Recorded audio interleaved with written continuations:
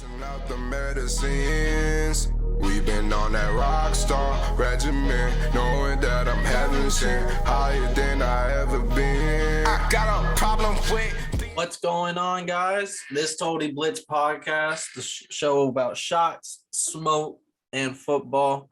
And of course, I'm always joined by the one and this is Paul Pickle. I'm conscious of getting a little ahead of myself, but of course, I'm always joined by. Hey man, you already know, man. It's that boy Kev.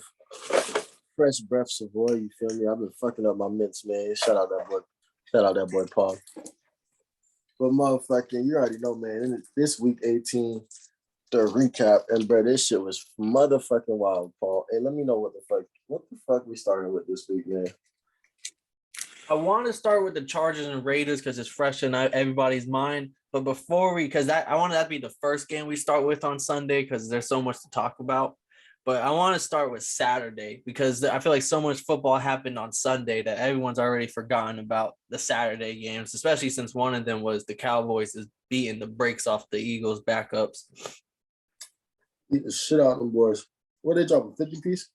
Yeah, another 50. I mean, you talk about going strong into the playoffs. Then was that back-to-back 50 pieces for them boys.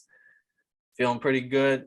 Dak threw 5 touchdowns. He broke Tony Romo's franchise record for touchdowns thrown. I think it was like 37 or something like that, I believe.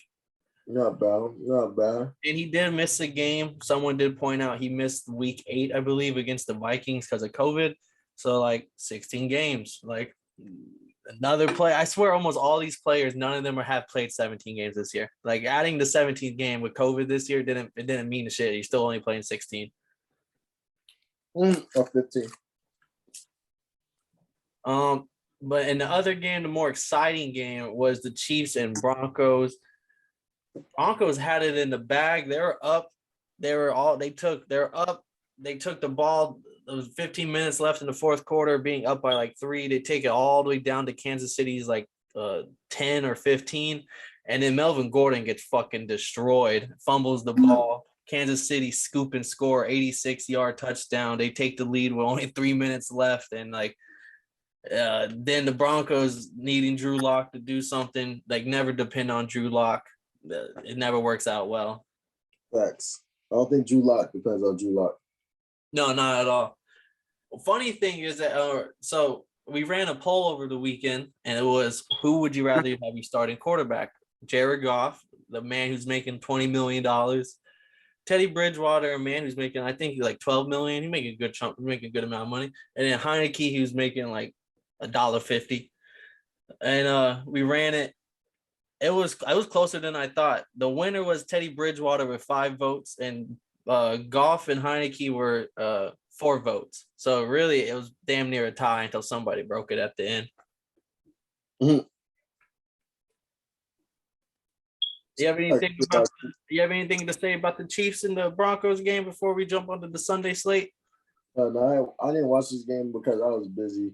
I was busy making moves. I'm not gonna lie, but I'm watching the highlights right now, bro. This shit is fucking lit. Drew Lock just scored the balls talking shit. Yeah, no, Drew Lock, I think he ran in 2 touchdowns.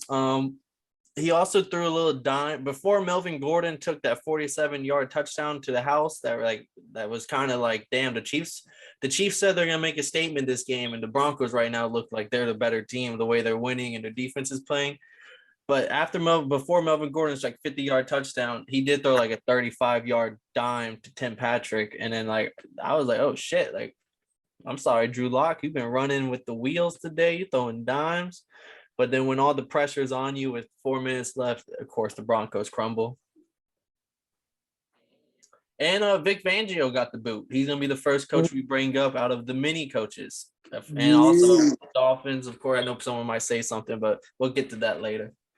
What's it called? Didn't Brad a record of 19-30 and shit like that? I was like, And like, that was one of the tougher fires, I feel like, because like he should have a motherfucking quarterback. Like, they've been having quarterback problems for a minute now, so like you can't really put that on him. But like, that was a tougher one right there. I don't know about that one. Yeah, if I do know. I don't know. I'm just throwing my little 2 cents in. I know Aaron Rodgers is supposed he would never play for fake Fangio, according to the Pat McAfee show.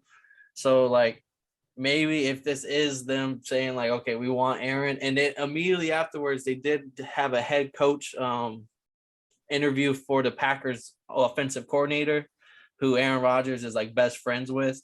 So like if they bring him over, that's another piece that they could use to lure over Aaron Rodgers, because that run game and defense and those 3 wide receivers they got are no joke. Vic Fangio, like you said, though, never had a quarterback. I would have loved to see this team. I still want to see this team if they stay and everything. Bradley Chubb on the defense, Patrick Surtain, like whoever's drafting for them is hitting almost every year on at least the first 3 rounds. Like they're getting the stars at each position, to stacking it up. I think the Broncos is probably the most wanted head coach job. Like if you're a head coach and you're looking and you're like, if we can get that team a quarterback, we can do something. I could agree with that to an extent, but I'll bring up the reason why I can't fully agree later in the show. Okay, we'll jump on that. Now let's jump over to Sunday. We had the Chargers playing the Raiders Sunday Night Football, win and go home or get a tie, and only 9% of I think 50 votes on the poll that we put up, only 9% picked the Raiders. Some real underdog shit right there. And they was in Las Vegas on the schedule makers just hit every week this year. I'm not gonna lie, they went crazy. Well, man, that shit was fucking insane. This is probably the greatest game. This is probably like one of the most thrilling games I've seen. And like I fell asleep for the shit. And like the game was so fucking long. Like the motherfucking, there was so much stoppage. The refs had to go check this, go do that, because this game had to be a perfect. I'm not gonna lie. Yeah, there was so much weight. This game had to be perfect, and I don't think they officiated it well. I'm not gonna lie to you. I don't think they did a great job. There are a lot of shit that they missed that's not gonna get brought up because the result was what it was supposed to be. But they went fucking crazy this game, and like the only thing I can say about this is I want to be like fucking Derek, this motherfucking slide dog sneaking into the playoffs. But now this was a team effort. And if he had hit Darren Waller, if he had Darren Waller in that first overtime drive, that game would have been over immediately. But this was a fucking crazy ass game. It was crazy lit. I'm gonna let you bring up the Brandon Staley shit and all that good stuff because I know you want to. Motherfucking, but this game was fucking crazy. Definitely the thrill. It was a thriller. Mm-hmm. Yeah, that shit was crazy. No, I'm gonna bring it up, Brandon Staley. I mean, you can't fault him. They went for like 7 fourth downs and they converted like 6 of them or 5 of them. Yeah, like the ref converted it for him. One of them though, early in the game, the only one I'm really was like, "What are you doing?" Was when you're on your 18, it's a 3-point game or whatever. I know your defense held held them only 3 points afterwards. A shout out to them, but.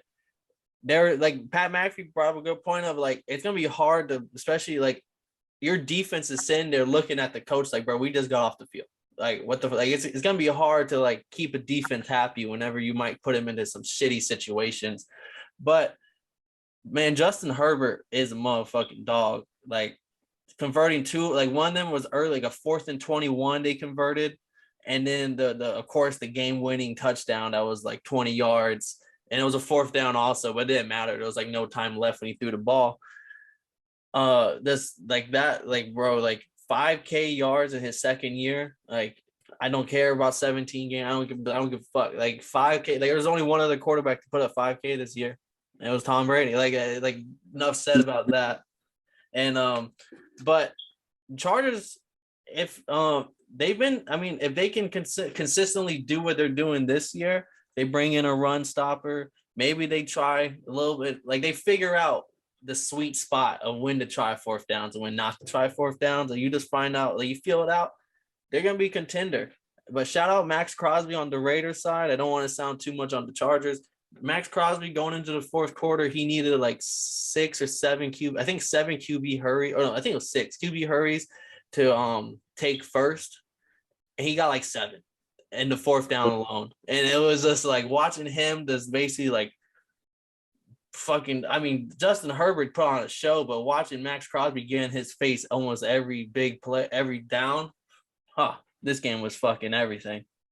Nah, no cap, man. The defense showed up. Defense, I believe, is why they definitely deserve to win.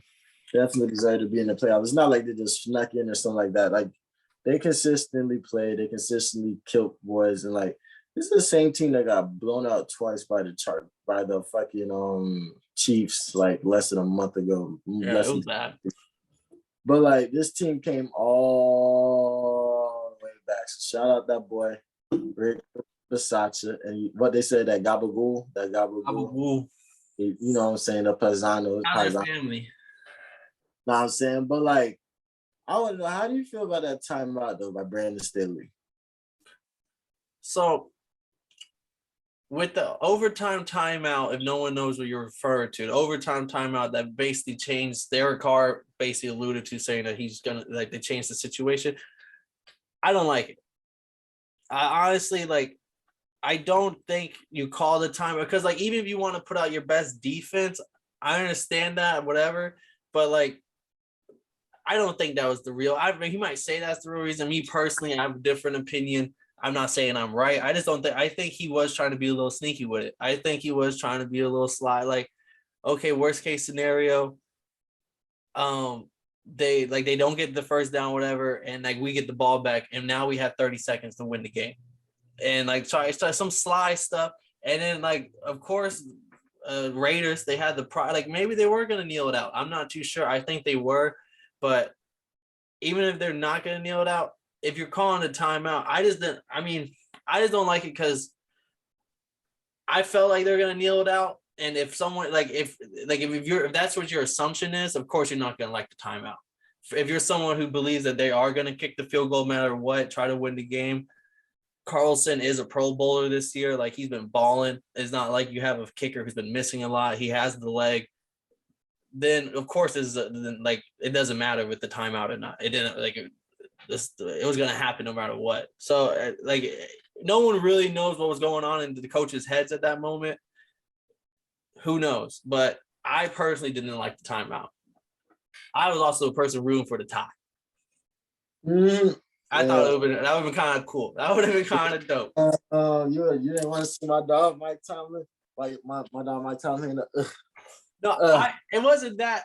In the game, I was rooting for the Chargers early on, stuff like that. But then when the opportunity presented itself after both teams kick a field goal and time is clicked, it's just like, now this would be a crazy way to end this crazy. Like, this season's been crazy already. Now this would be the cherry on top of a crazy ass season, and that's the only reason why I was like, oh fuck, if you're gonna give me the tie, give me the tie.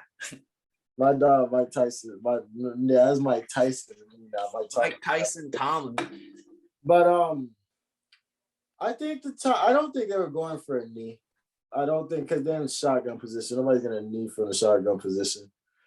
But I think that they just didn't give a fuck. They said, like, regardless, because it was a 57-yarder from that point right there. Like, that was gonna be a long. Even though Carlson got the leg, he can make it. But it's a dome. But you don't want to risk your kick six, so you just kind of just want to use. They was gonna like really just run the clock out, but like that timeout was like, yo, what the fuck you mean timeout? What you doing? Like, and they wasn't playing that. It was like, you trying it? Like you fell back and you kept playing out there. Like, you trying me? You think I'm not? You think I won't go out here and win this fucking game? You think I won't win this fucking game?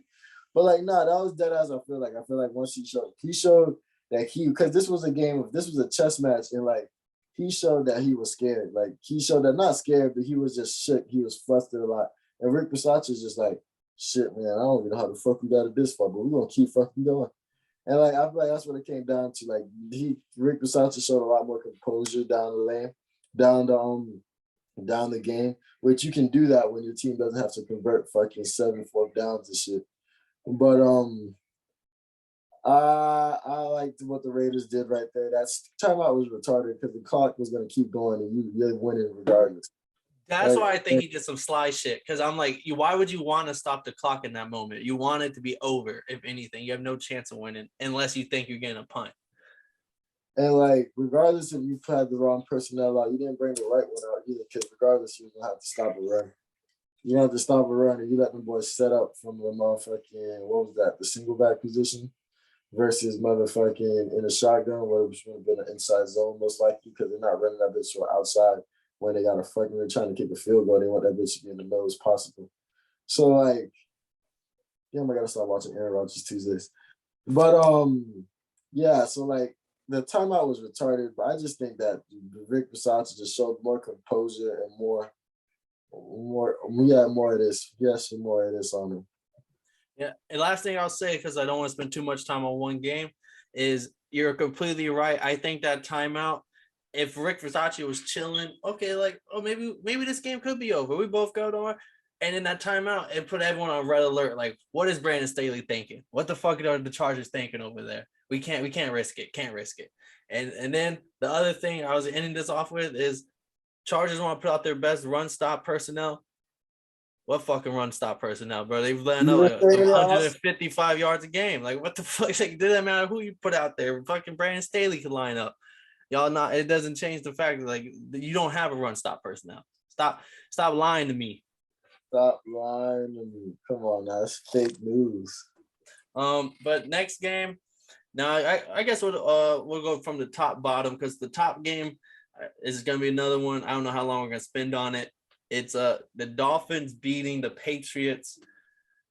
We start our season beating the Patriots this year, and we ended our season beating the Patriots this year. And if you're a Dolphin fan, you know that's shit. You can't say that most often. So we usually split it with them. So it feels good to sweep them this year. Hey man, they've always had trouble playing in Miami. Like that's one thing I've always known because we had to watch the bullshit ass games on CBS. So motherfucking like I always seen it like they used to give the Patriots trouble when the Patriots came down there. But y'all swept them boys, good shit. Above 500. Xavier Howard pick 6. Jalen Waddle, he had to waddle one more time this season. Broke Anquan Boldrin's rookie reception record. Yeah, I'm fucking with them boys a long way. But there's a bigger score. I'm gonna let you talk about the game, and then you know what I want to talk about. Well, I'm gonna just do a quick recap. Dolphins, we scored. Waddle breaks the record on the touchdown, I believe, and then Waddle. That shit. And then after that, Mac Jones throws that pick 6. Xavier Howard. He also needed, if he would have got a second pick, he would have hit his incentive. So there was a moment where he almost had another pick. Jacoby Myers knocked it down. But I think this going up 14-0, it was just too much for Mac Jones to come back. You forgot the Xavier Howard, hold my dick. Oh, he did, yeah. Hold my dick. He did tell them boys, hold my dick. But I think they got the game-winning fumble last game. And that's the other thing. We forced 2 fumbles this week and got both of them. Mac Jones, I believe, fumbled one of them on a sack, and I'm not sure which one. Maybe Bolden. I can't remember. Someone else fumbled the ball. We got 2 fumble recoveries. But I know the bigger story at large here, so I'm gonna let you introduce it. Man, why they did that shit, man? They done fired Brian Flores. So Miami just gave everybody a great fucking coaching candidate. And great coach, X's and O's. Definitely getting picked up. And if he doesn't feel like going back to head coaching, he can definitely go fly back with Billy over there. I don't think that's one thing I'm gonna put my stand. I don't think he is going because he's 4-0 against Bill Belichick. Why would you want to go be his defensive? Like you kind of beat him as a pride thing. And from all the reports I've seen, he is a very prideful man. I respect it. But motherfucking, yeah, they gave my dog the credit. You know, I just don't like seeing black people unemployed. I'm gonna keep it 100 with you. But motherfucking Brian Flores is a great fucking coach. But give us the breakdown. Why the fuck did it go down like this, Paul? Did it have to go this way and couldn't have been any way better? So I don't know if y'all remember, but there was, I think, like midway through the season, when we were talking about Watson and Tua and allegations, I did bring up, I was like, Brian Flores for some reason has never addressed the media about the situation, but it's circulating that basically you don't address fake news, otherwise you give it the time of day that it doesn't need. And I was like, okay, that makes sense. But now that it's coming out on the 3 yards podcast, 3 yards per carry podcast, was the Miami Dolphins podcast that I listened to. That's basically everything insider for them. It's coming out that Brian Flores did not like Tua, and it wasn't just about, it was more of like a control issue. He's an elite defensive coordinator. He's the only reason why we won those 8 of last 9 games, other than Tua's excellent pocket presence and everything. We know to work in that O-line that's completely terrible. But on the defensive side, once he started play calling for us, you've seen the defense that he creates. He has a great eye for defensive talent. He's the reason we drafted Javon Holland and stuff. He's a motivator and he's tough, all that stuff. But he did have some issues other than that. Like the issues was like apparently Tua and him didn't get along. But when Tua told the reporters he felt healthy to play for Houston, Brian Flores got mad at Tua for telling him that he's healthy because he wanted to play for Set over him.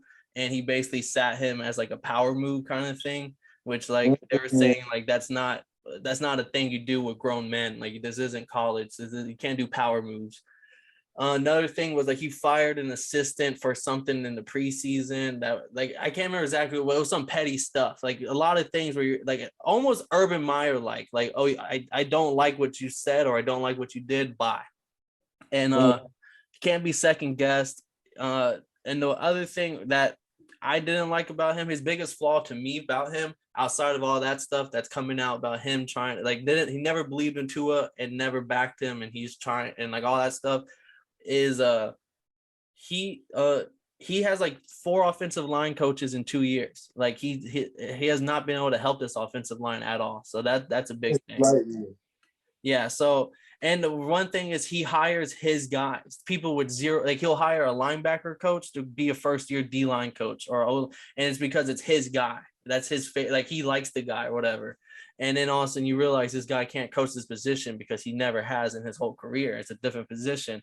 And then we fire him. He brings in another guy with no experience, but that's one of his people. So, but outside of that, whatever team he goes to, he's an elite defensive coordinator. Like, he is going to be tough on whoever it is. He's going to motivate. He's going to have your defense running. I see him going to the Bears as my big thing. I think he's going to the Bears. Anything you've seen about Brian Flores? I just think he's gave you guys two straight winning seasons, and I understand that. Like, I think as a ownership and leadership in the back and up front in that headquarters after the Dolphins, you gotta look at what's working and what's not working, and that GM has not been working even slightly. So, like, I don't know, man. I definitely wouldn't have fired bro. I would have just kept it. I would have figured something out. From what I heard is that the fact that it was never the whole report that it was either the GM or the coach getting fired. From what I know is that Will Grier apparently is a calm person, like a very chill person who never gets into anything. He's just from like the outside in. And so that was like never the case. Apparently, like they just didn't like each other, but they didn't have beef. They didn't like each other, but they just avoided each other. They didn't talk or nothing.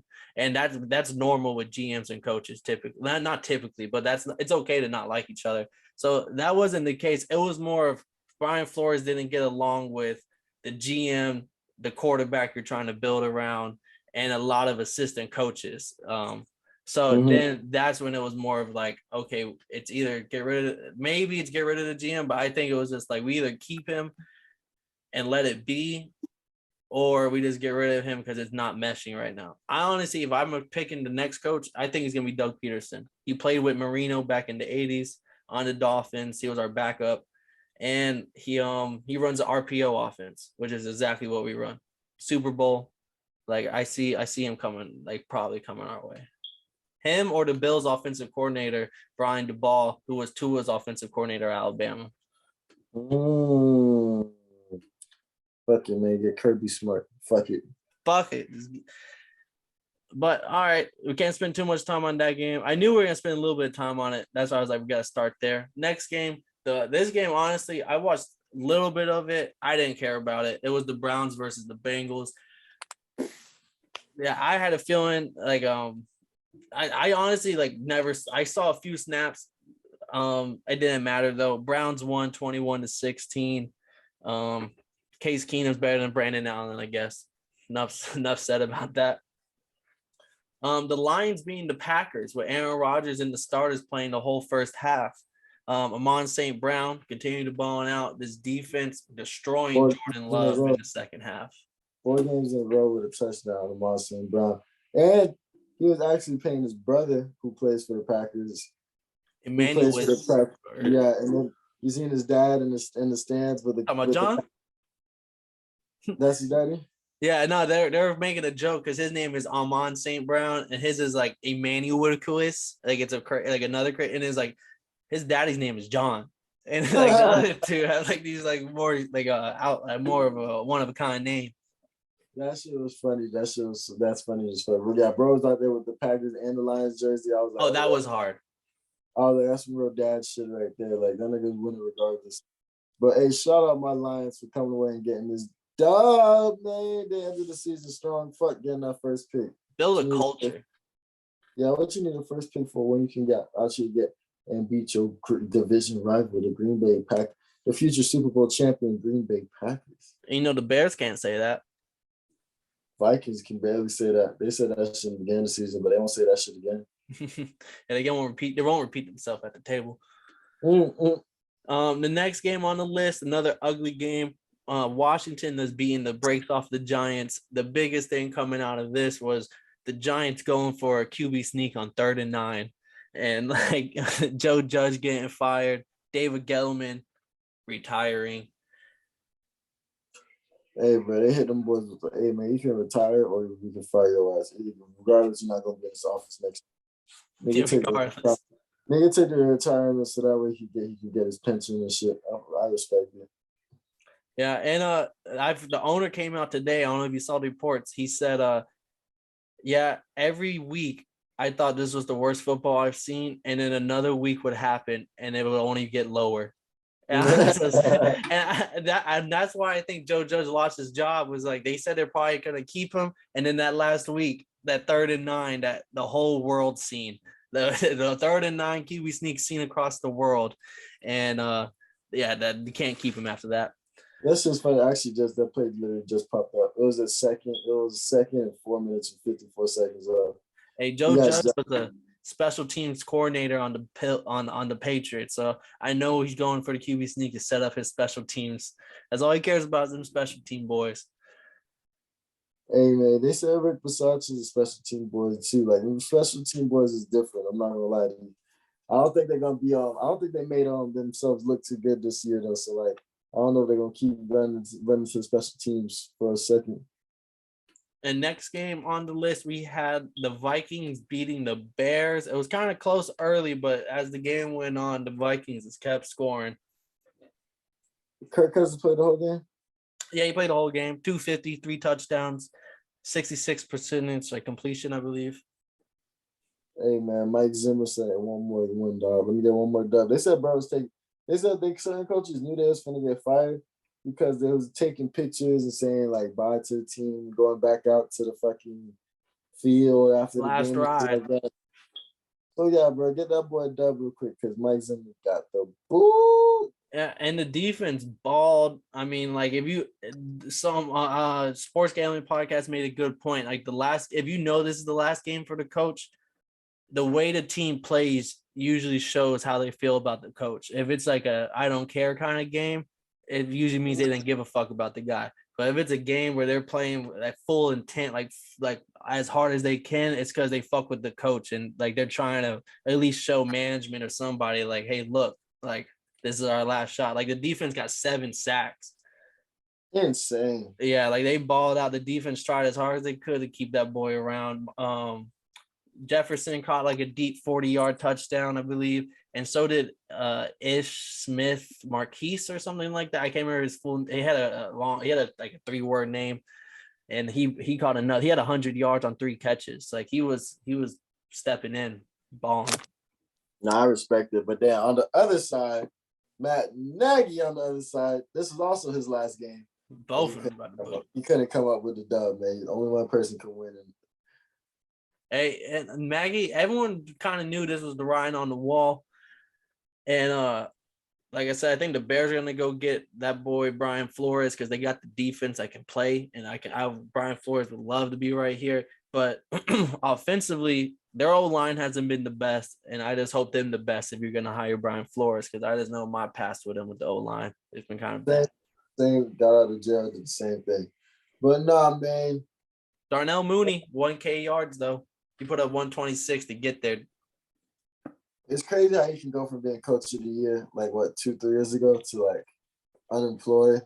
But that's just the way the NFL works. Like motherfucking, that shit is crazy. Yeah, it's all about what have you done for me now? Like, not even recently. Like Doug Peterson got the Eagles a Super Bowl, and that boy got the boot like 2 years later. But that one made a lot of sense, so I'm not even gonna lie. Yeah, but same thing. Next game was the Jaguars beating the Colts. This was the first domino and all the domino effects that got the Steelers into the playoffs. This started all this shit that went down this motherfucking Sunday. It was holding it back. It was holding back the craziness. And then as soon as it fell, if the flood happened. I feel like this is what I feel like a lot of shit wouldn't have went down today. If a lot of people just checked their phones before the game and didn't see that the Colts were getting their ass whooped. Jaguars. Like, this game was bad. This defense stopped Jonathan Taylor on 4th and 1, 3rd and 1, 4th and goal. Like, this shit was insane. They sacked Carson Wentz 6 times, fumbled his ass, picked him off. Like, this defense was getting after it, getting out. It was. Let me hit the Mike Tomlin real quick. That defense was in that bit. I feel you got to throw the in that bit, just so you niggas know. But like, nah, that defense was getting after it, man. Like, they was coming for it. How'd you feel about the offense, though?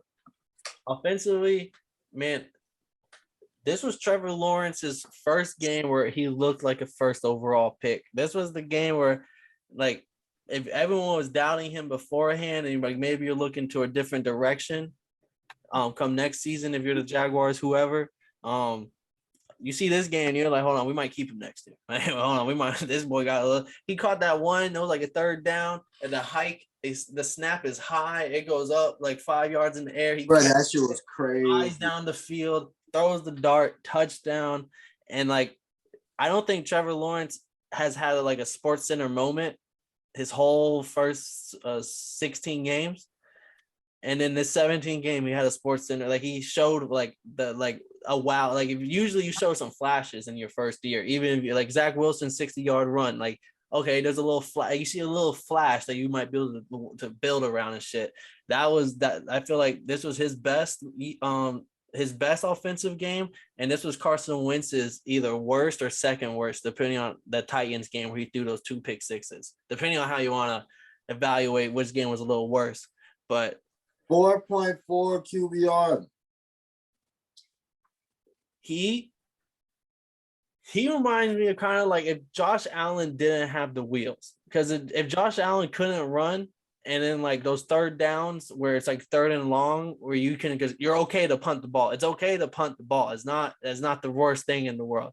He is out there fucking trying to throw the ball left-handed, underhand something, and then it's an interception or a fumble because he holds the ball for way too long, or he tries to extend the play when he's not that fast. Nah, when you try, damn, Jake Fromm sucks. But when you had oh man, it's tough. It's just tough to think about. Cause I like that comparison.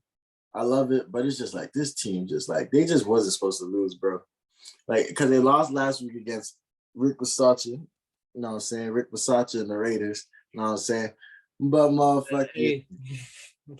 How do you like me now? Look at me now, bitch. Look I'm at me getting now. paid. I'm in the playoffs. But yeah, bro, they wasn't supposed to lose, bro. That's how I look at this shit. But this just called Jaguars team came ready to fuck them boys up. I feel like the company looked a little slower than usual. Like, I don't know, not every day is a good day at the office. We're like, damn.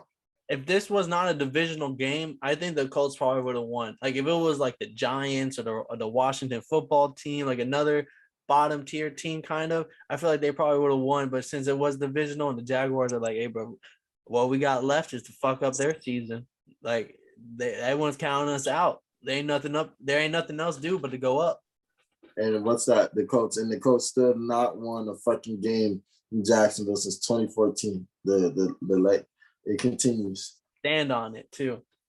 Couldn't even beat them in Jacksonville when they went 0-16 last year. Pathetic. They were up, I'm dead. They were motherfucking tell them boys stay out of Florida, man. They can't handle the heat out here. Next game, hey, this is a perfect segue. We had the Steelers playing the Ravens in Baltimore, and they winning in overtime. TJ Watt tying the sack record with Michael Strahan. How do you feel about this one? This one hurt. How the fuck did Ravens go from number one in the division to not even in the playoffs? Like, this was a good game. We're gonna get to the game, but like, god damn. Injuries suck, man. I hate to see the way injuries take somebody out. Now, on to the game though. Shout out my dog Mike Tomlin, man. Them boys came through. They got them a nasty dub in OT. Everybody showed up. Shout out motherfucking Ray. That boy got third down. Yeah, third down conversion. I think that was like a big play that's gonna be kind of just washed under the rug. But shout out to Steelers. They kept fighting, man. They fought, and they're beating everybody, man. And so they deserve it more than anybody. So like, gotta hit that Mike Tyson move. I want to see what they do. Our playoffs. This is a team that, hey, where like they fought hard. Big Ben, I've doubted him, and he's in the playoffs. I don't even know if he probably missed the playoffs maybe once or twice in his career. Hey man, 15 winning seasons, man. Keep it going. Oh, that's Mike Tomlin, 17. I think this is his 18th season, I believe. Roethlisberger. He has 18 winning seasons, but there's one. But it was like another stat where the last playing in games where you won't be in the playoffs, and it was like 2 or 3, and I was like, it's one of the lowest records. But he did just enough. Like he had an interception, yeah, but 244 yards and a touchdown, 30 of 44. It's not like the rushing game was there. Najee Harris did nothing. Chase Claypool's the leading rusher with 33 yards on 3 carries. So that'll tell you how good the running game was going. The defenses on both sides came to play. It was one point, it was back-to-back interceptions. Huntley threw 2 in the game, but it was like he threw 1, and then Big Ben came out and threw 1. And it's just like, what the fuck is going on? It all came down to Chris Boswell in overtime, hitting that 36-yard field goal. And him, just like Crosby, they have a reputation. They've been known as good, but this year has been hopefully just an outlier if they hope to extend their career. But it has been a very down year. They missed a lot of field goals and extra points. So like him, it wasn't a guarantee. Like people were like, oh, it was a 36-yard field goal. But if you know anything about the Steelers special teams, that wasn't a guarantee. Like there was some praying going on those sidelines before he kicked that field goal. Hey, shout out to him though, because at the one point he got hurt this season. Like that shit always crazy when a kicker gets hurt. I'd be like, what? What the fuck did you do? Go for a tackle? Nah, he had remember he Oh, he did the fake. Yeah, they threw the fake and they killed his ass. Yeah, nobody was open. He held that ball as long as he could, bro. Next game on I would have kicked this shit. I'm not gonna lie to you. Oh yeah, no. Next game on the list was the Titans playing the Texans. It was 21-0 at one point, and then the Texans didn't go. They weren't no bitches, bro. They weren't gonna lay down for the Titans, who they beat earlier in the season. They fight all the way back. Comes down to a field goal, 28-25.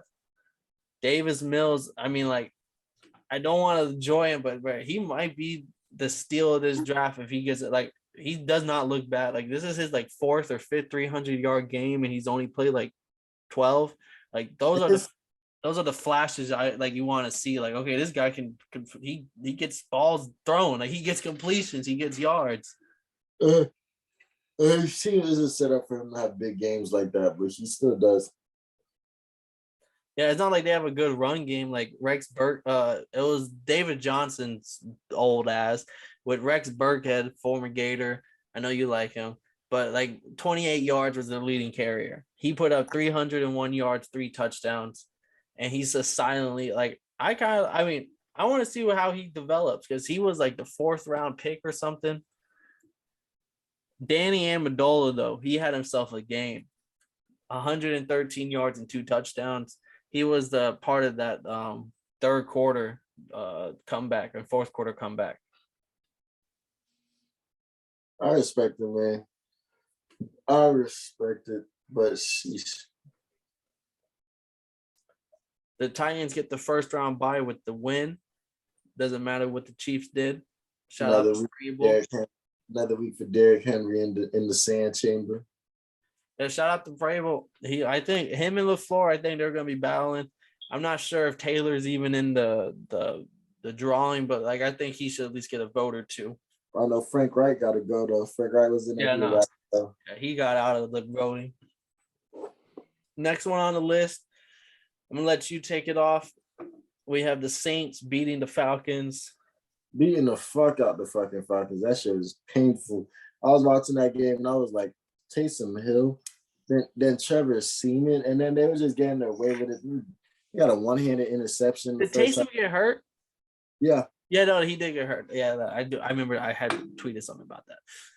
And then Trevor Seaman. And I gotta call him by his first name. I gotta call him by his real name now. Trevor Simeon came through and just got the fucking shit up. When it was 24-6, I was just like, this is how we're going out. All right, man. I'll see y'all next season. But like, I'm still processing it. I think I'll be better on Friday.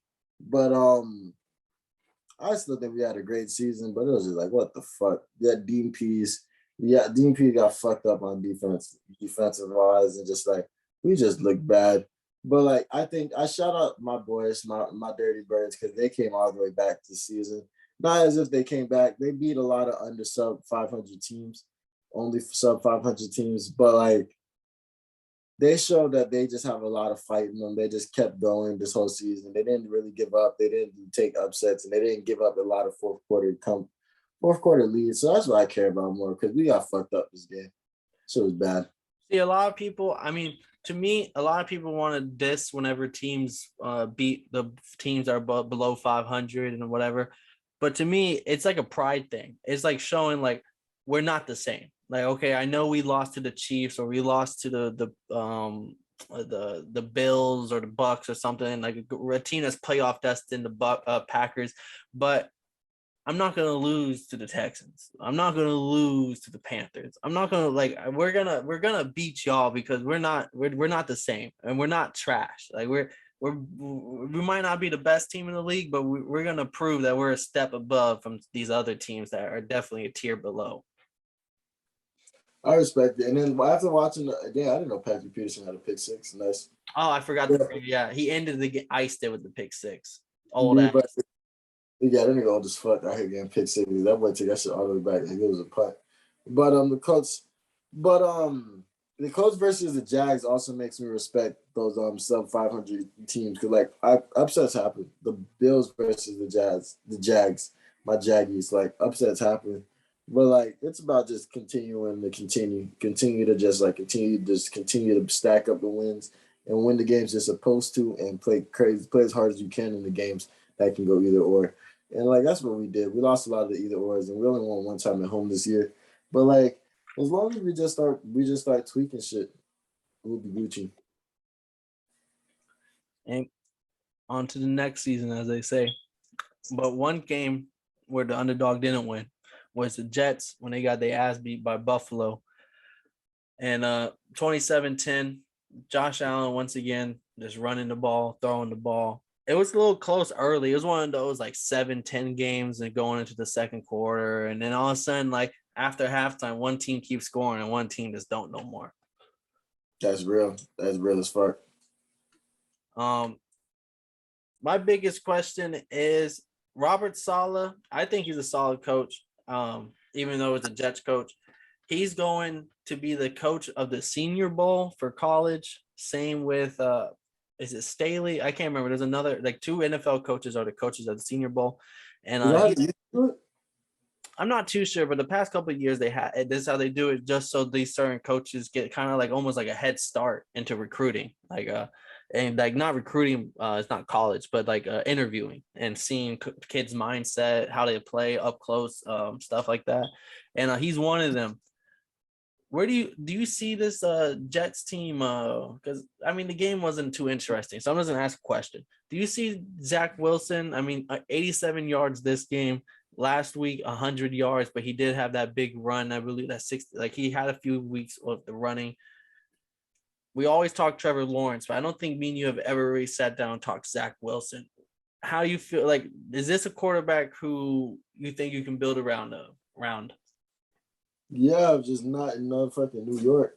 The Jets, not the PFF was I was watching PFF earlier and he said that they was talking to a coach and he explained it this way, dude. When it came to the draft, number one, he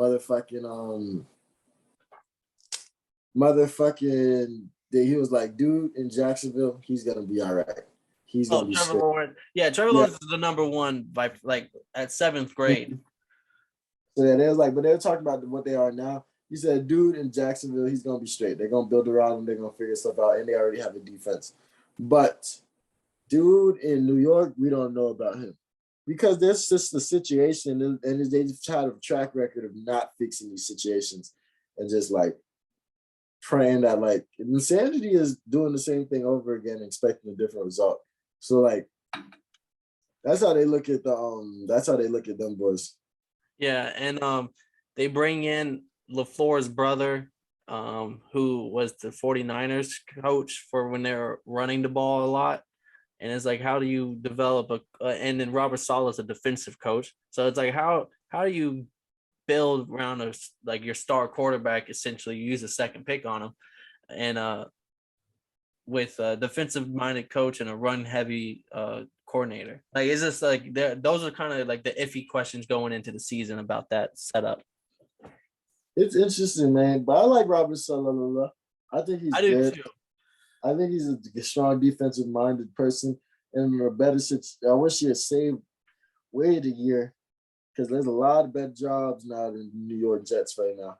But motherfucking, it is what it is. Like as long as they can build on, they have a team to build on top of, and they can make some splashes in the draft.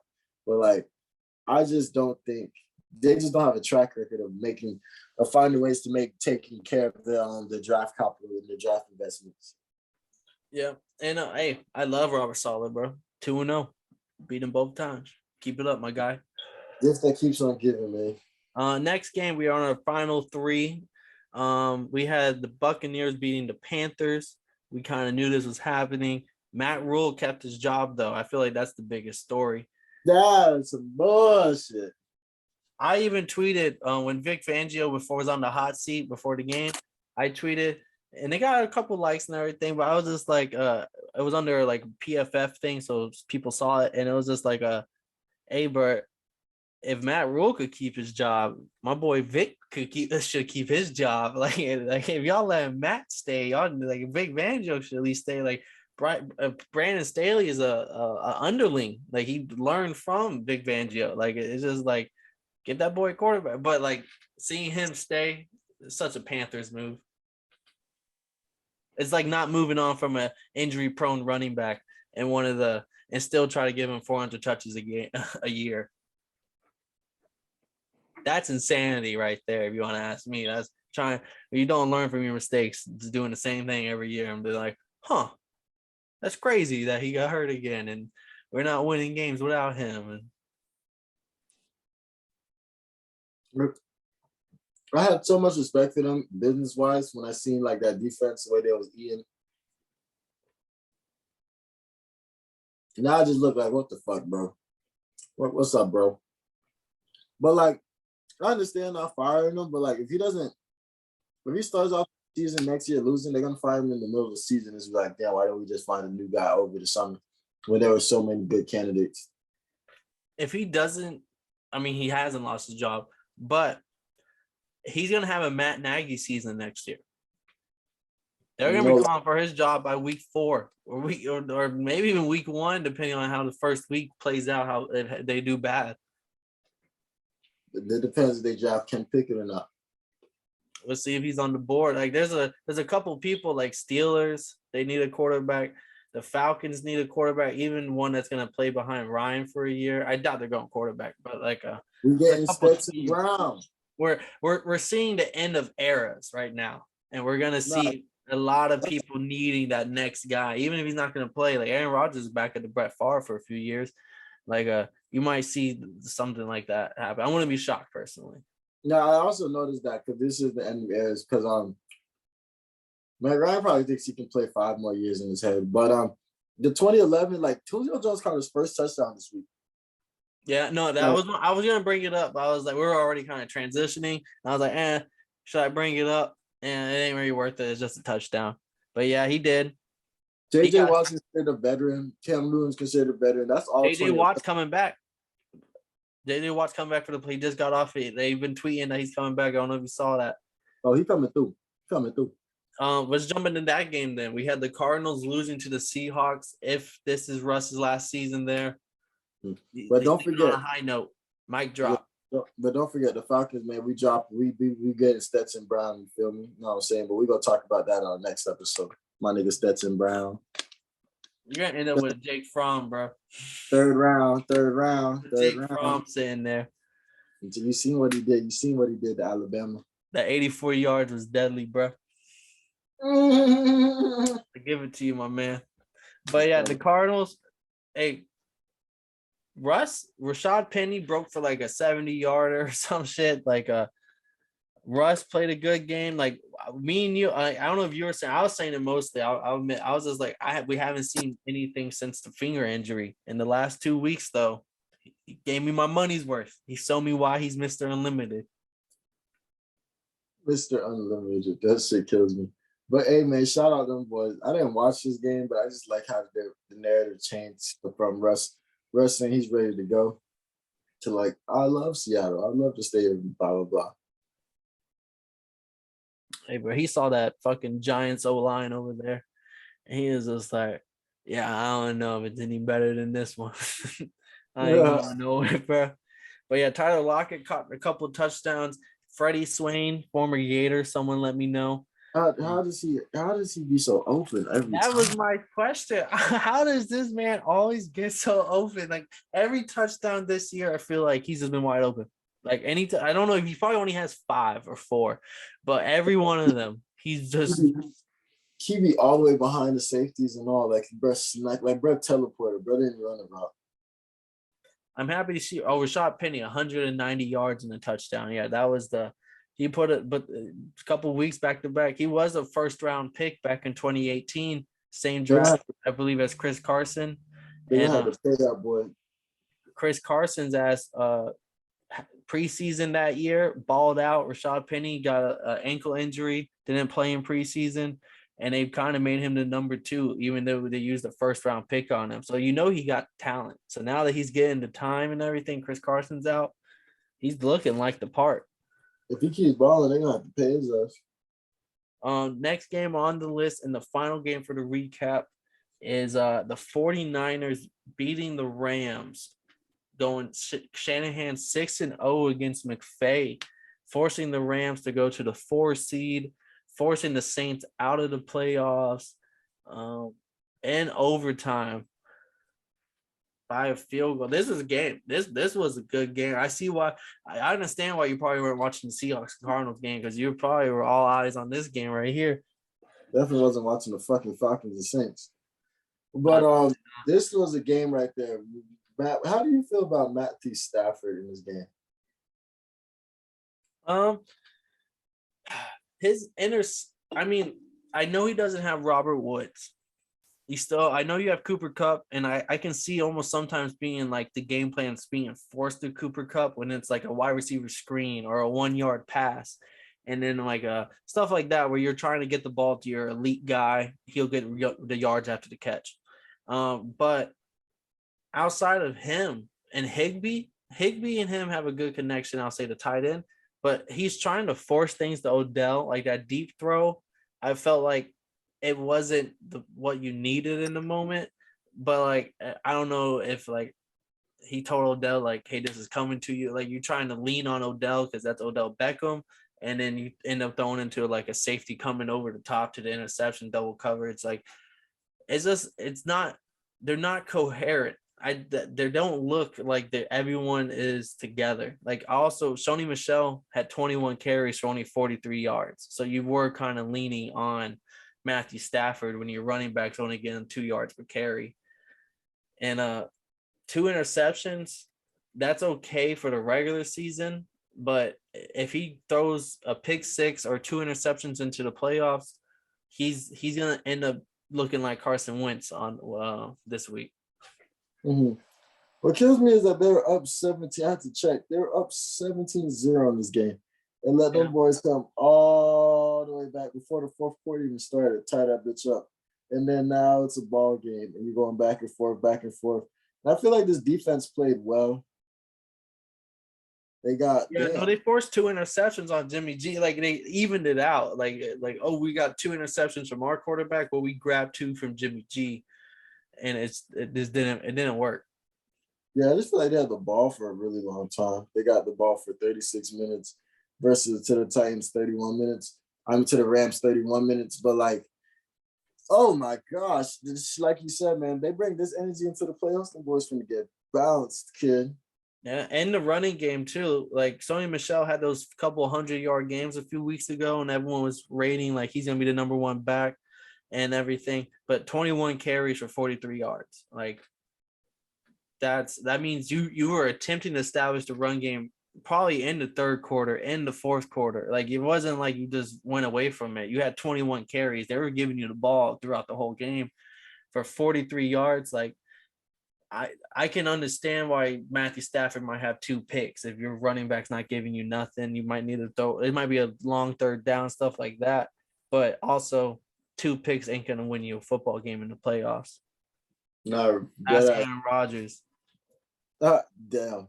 But that shit is hurtful because it's like this team is good. This team is great. They won the division anyways because the Cardinals lost. So like, I don't mean that. Does that mean that they didn't have to play the starters in the first place? Well, now they moved down to the 4th. They could have been the 2nd seed and played a lot easier matchup and like but instead now they're the 4th seed, and I think I don't know who they play. I don't have it in front of me, but I know they're gonna play someone tougher than who they were gonna play.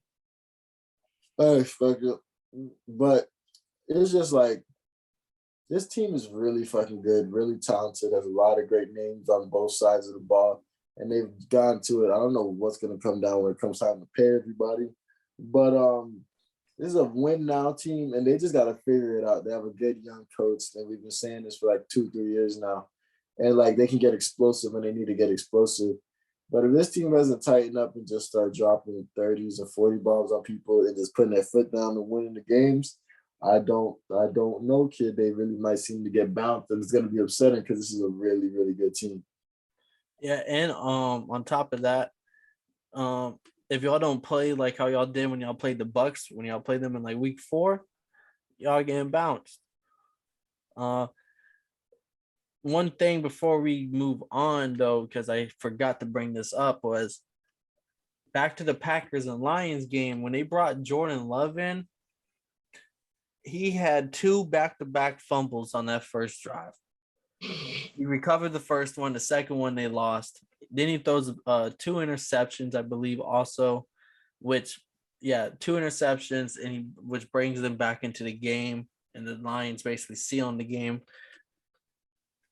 Hey, any Packer, Aaron Rodgers, I know there's like, I won't say there's a lot, but there's a lot of Aaron Rodgers hate. There's a lot of people don't agree with him in a lot of things.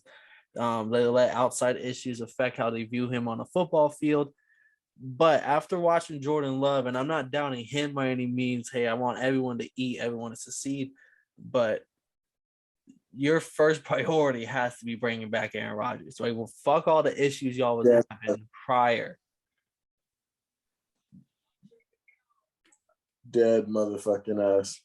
That's to the GM. That's to everyone in the front office. Like, you do not want to lose this because, I mean, maybe you go draft somebody else. Who knows? Because when they drafted Jordan Love, everybody was shook. But who knows what they're going to do. But do not let him walk. Because if he do walk, I guarantee you, you're not going to want to be on the other side of that man on a Sunday, on a Monday, on a Thursday. On a Tuesday. Fuck it. Anything you wanted to bring up before we because that was the one thing I was like, damn, I kind of missed that. Anything you want to say before we head out? This was a great fucking regular season, man. It's the inaugural regular season of the podcast. Shit was great. Oh man, this was a fun ass 18 weeks, and we got some more football to go. This is lit. Having a great time doing this, man. Yeah, don't forget the belt will be on the line. Me and you have to collaborate and look into which belt we want to get and everything. We gonna look into it, man. But this has been fun, man. This has been fun. But this has been another episode of your Totally Blitzed. Yeah, bitch. You got anything else you want to add, Paul? Man, it's been a hell of a crazy season. This has probably been the craziest season. Great time to start a podcast. Biggest season ever. We did it for 18 weeks. We're going to go for another few more weeks. We'll figure out something. We definitely will be bringing content in the off season. We're not going to just disappear for 3 months or something and come back in free agency and everything. No, we'll be around. We'll figure out something. Don't worry.